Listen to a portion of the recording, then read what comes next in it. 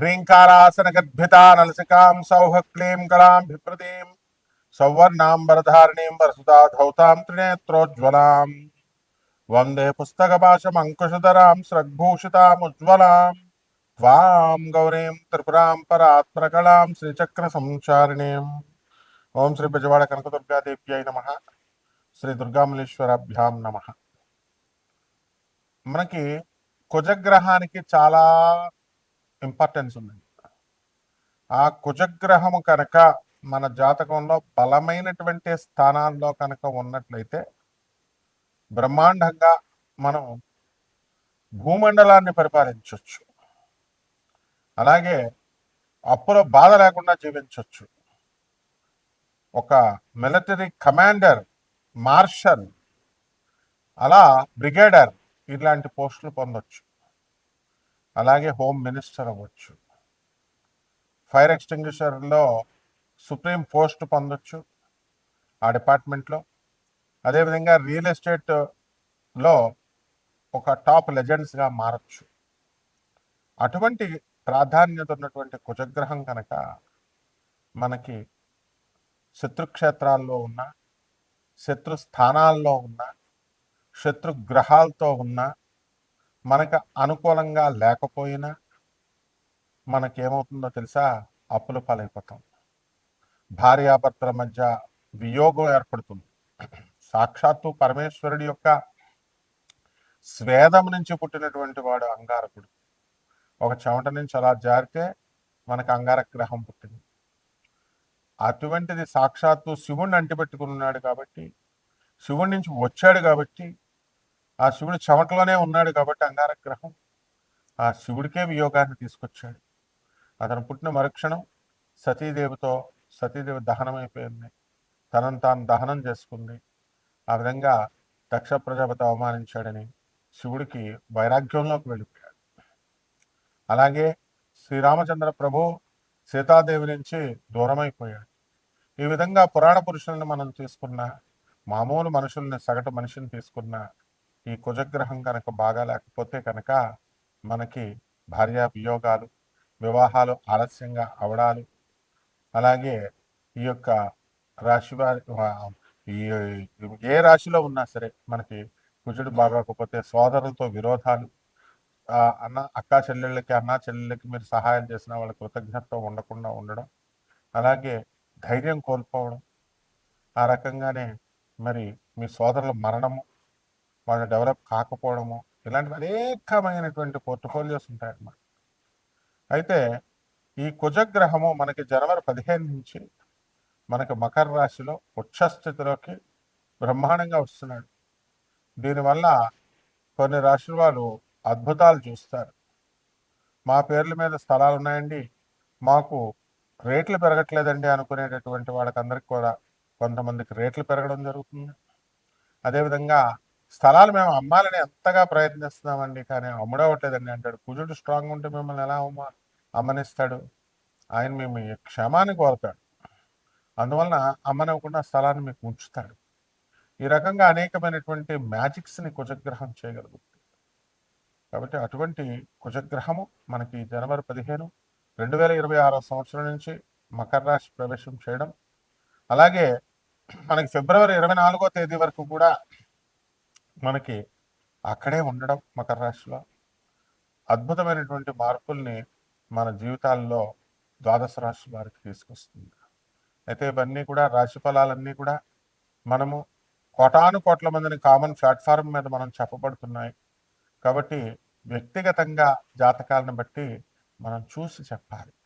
ఎలా మీకు ప్రమోషన్ వస్తుందా, అసలు మీకు ఉద్యోగం వస్తుందా, చదువులో ముందుకు వెళ్ళగలుగుతారా, అసలు ఈ వివాహాలన్నీ కూడా ఆగిపోతున్నాయి, ఆలస్యం అవుతున్నాయి. నోటి దగ్గరకు వచ్చి రియల్ ఎస్టేట్ వాళ్ళంతా కూడా మనకి అమ్మడానికి పార్టీలు ఒక 10 రోజుల నుంచి మేము డీల్ చేసామండి, కానీ మాకు అంటుకోవడం లేదండి, వాళ్ళు జారిపోతున్నారండి అనేటటువంటి వాళ్ళు, వివాహాలు, ప్రేమ వివాహాలు, వీళ్ళంతా కూడా మేము వెళ్తున్నామండి కానీ అక్కడ ఈ ప్రేమ వివాహాలు ఫెయిల్ అవుతున్నాయండి. ఏమండి మేము అమెరికాలో ఉన్నామండి, మరి శుక్రమూఢం అన్నారండి మీరు ఫిబ్రవరి 1, 2026 సంవత్సరం వరకు కూడా, కానీ అయినా సరే ఆ పెళ్లి కూతురు ముందుగా మనం మాట్లాడుకుందాం అని అంటుందండి. కాబట్టి మా అబ్బాయిని పంపించమంటారా, పంపిస్తే అవుతుందా, ఇలాంటి అనేకమైనటువంటి సందేహాలు అందరికీ ఉంటాయి. శుక్రగ్రహం మనకి ఇది చేస్తుంది ఏమిటి, ఈ యొక్క వివాహ వ్యవస్థని డామినేట్ చేస్తుంది. కానీ కుజగ్రహం ఉండడం వల్ల మనకు అనేకమైనటువంటి ధైర్యంతో మనం పనులు చేయడం ఇవన్నీ కూడా జరుగుతాయి. కాబట్టి మీ వ్యక్తిగత జాతకాలను మనం పరిశీలించిన తర్వాతే మరి వీళ్ళందరికీ కూడా మనం జాతకాలు చెప్పగలుగుతాం, అప్పుడు ఎప్పుడు ఏది జరుగుతుందని. అయితే ఎవరినైనా జాతకం అడగాలి అని అనుకున్నప్పుడు ఇదివరకు కాలంలో గురువుగారండి అని చెప్పి చక్కగా ప్రేమతో గురువుగారిని అడిగేవారు. పాతకాలం గురువులంతా కూడా మా గురువుగారు మధుకృష్ణ శాస్త్రి గారు, మరి అలాగే శకుంతలాదేవి గారు, వాళ్ళంతా వచ్చేవారు. బెంగళూరు వెంకటరామన్ గారు, వీళ్ళంతా మా గురువు గారి దగ్గరికి సశాస్త్రీయంగా సహేతుకంగా మేము మా గురువులకు కృతజ్ఞతలతో చెప్పాలి. ఎందుకంటే అంత చక్కగా శాస్త్రబద్ధంగా మా గురువులు చెప్పేవారు. మరి అటువంటి డిసిప్లిన్ అనేది గురువుల దగ్గర నుంచి వస్తుంది. కాబట్టి మా గురువుగారి దయ వల్ల మనకి డిసిప్లిన్ అనేటటువంటిది మనకు రావడం జరిగింది. కాబట్టి పాపం జాతకం తెలుసుకోవాలని చాలామందికి ఆశ ఉంటుంది. కానీ ఇప్పుడు కమర్షియల్ అయిపోయింది పాపం. మరి వీళ్ళు కూడా బతకాలి, జనం కూడా అలాగే తయారయ్యారు. డబ్బులు గురుగారి చేత ఫ్రీగా చెప్పించుకున్నామని తప్ప అసలు మరి ఛానల్ కెమెరామ్యాన్లకి జీతం ఎలా వెళ్తుంది, ఛానల్కి జీతం ఎలా వెళ్తాయి, యాంకర్లకు జీతం ఎలా వెళ్తాయి, కరెంటు బిల్లులు ఎవరు కడతారు, అద్దెలు ఎవరు కడతారు, ఇవన్నీ ఎవరు చూడరు. అంతేకాకుండా టైటిల్స్ ఎలా పెట్టారండి, అలా పెట్టారండి, ఏమండి ఇలా చెప్పారండి అని సలహాలు ఇవ్వడానిక మనం ఫోన్ నెంబర్లు ఇచ్చేది? మీరు తెలుసుకోండి, లబ్ధి పొందండి. అలాగే ఈ యొక్క మోడర్న్ సైన్స్ మనకు వచ్చింది. మోడర్న్ సైన్స్లో మనం ఐఐటి మద్రాస్ నుంచి పిహెచ్డి చేయడం వల్ల ఫిజిక్స్లో చక్కగా మనకి నాన్ కమర్షియల్ బేసిస్తో అందరికీ జ్యోతిష్యం అందుబాటులోకి రావాలి, ఫోన్లే పాపం తెలుసుకుంటారన్న ఉద్దేశంతో మనం చెప్పడం జరుగుతుంది. అయినప్పటికీ కూడా మీరు క్రిటిసైజ్ చేసిన ఇచ్చేసిన మరి బాధ కలిగి మొత్తం అసలు ఎవరికి చెప్పకూడదురా అని అనిపించేస్తుంది అనమాట. కాబట్టి అలా కాకుండా మీరు జాతకాలు తెలుసుకోండి, ముఖ్యమైన ఈవెంట్స్ మీరు తెలుసుకోండి చక్కగా. ప్రతి ఒక్కళ్ళు కూడా డిసిప్లిన్ అనేటటువంటిది ముఖ్యం ఫస్ట్. ఆ డిసిప్లిన్ ఇచ్చేదే కుజుడు అనమాట. ఇప్పుడు జుట్టు ఎక్కువ పెంచుకున్నారనుకోండి, కుజుడు అంగీకరించడు. ఇలాంటి ట్రిక్స్ ఉంటాయి, అందుకు గురువు కావాలి. అంతేగాని ఊరికనే జాతకం ఏమండి నేనే మనం జాతకం చెప్పేస్తామండి, వీళ్ళకంటే నాకే బాగా తెలుసండి.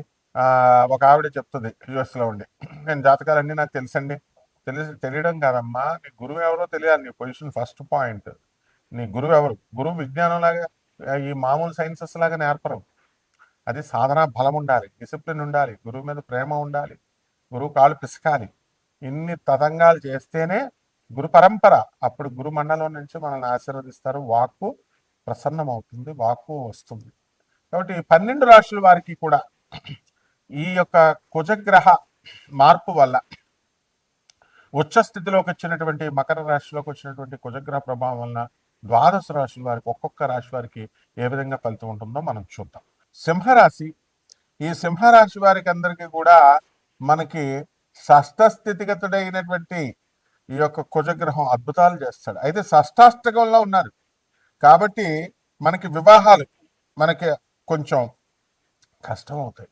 ఆల్రెడీ ఎలాగో ఫిబ్రవరి 1, 2026 సంవత్సరం వరకు కూడా మనకి శుక్రమూఢం ఉన్న కారణంగా వివాహాల విషయంలో కుజుడు హెల్ప్ చేయడు. మనకి శత్రువులపై ఆధిపత్యం మీరు సంపాదిస్తారు.